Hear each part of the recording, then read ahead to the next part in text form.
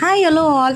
என்ன செஞ்சாலும் இந்த உளுந்த வடை பர்ஃபெக்டாக வரதுல நிறைய பேர் ப்ராப்ளம் இருக்கும். அதை எப்படி பண்ணலான்றதை இன்னைக்கு பார்க்கலாம். ஃபஸ்ட்டு தேவையான அளவு உளுந்து எடுத்துட்டு நல்லா வாஷ் பண்ணிவிட்டு ஒரு 3 ஹவர்ஸ் கிட்ட நிறைய தண்ணி ஊற்றி ஊற வச்சுருங்க.